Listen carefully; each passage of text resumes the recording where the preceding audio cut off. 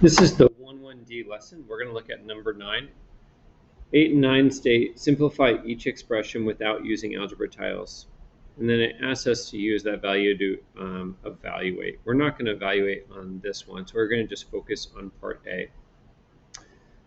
First off, as I scan the problem, I notice there's two sets of parentheses, that there's a subtraction sign in here that we're going to maybe sign change if you like to do that.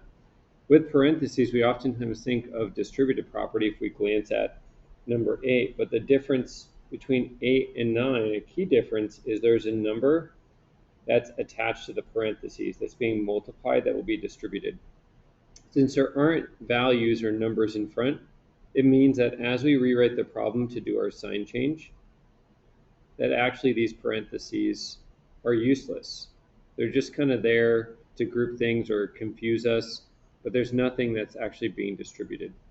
So sometimes when we just scan the problem and rewrite it with a sign change, it allows us to just look at the problem and troubleshoot it. So actually this should be pretty easy. We're now going to combine like terms.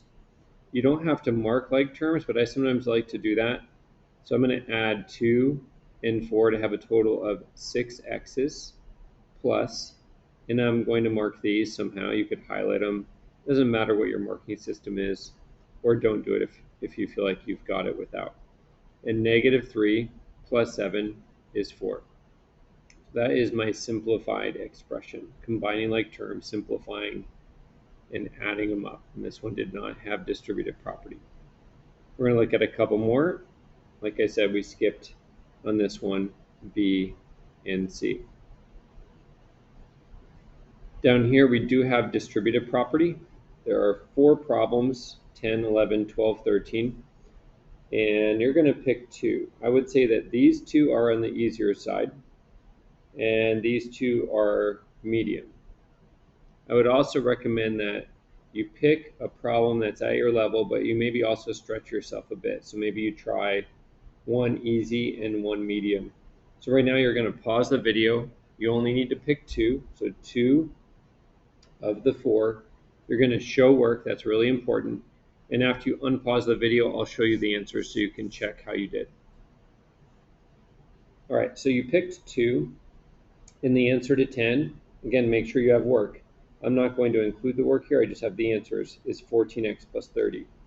If you tried 11, it was 21x minus 24, also known as 21x plus negative 24. You can have either of those answers. You don't need both. Number 12 is 2x minus 2, or 2x plus negative 2.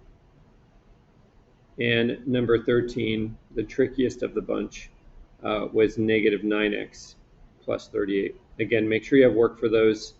Feel free to pause the video again if you need to go back and fix something. If you feel especially rusty on these after you watch me do 14 and 15, you might go back and try some of these other ones that weren't part of your 2 for extra practice. All right, last 2 problems we're going to look at in this video are 14 and 15. On 14, we're going to do several sign changes. So here's the first one, which is using the definition of subtraction. We're going to do another sign change. And then we're going to do a sign change here, and double negatives, in this case, turn to a positive. You could also think of this as a negative 1, and negative 1 times negative 12 is positive 12. All right, and now we're going to do the more traditional distributive, which is that we apply it to more than one term on the inside. So we've got negative 10 plus negative 15x plus, remember this is negative 5 times negative 1, which is 5, plus 12. And then we're going to combine like terms. So this term, I don't see any matches. These terms, I see matches. And then I haven't used this one. So you either bring it down or maybe you're able to add all those up in one step. So we get negative 15x plus 7. Number 15, again, I might talk kind of fast at times, so please pause this video if you need to rewatch it or re-listen to it. Last problem, 15. We notice that we have parentheses.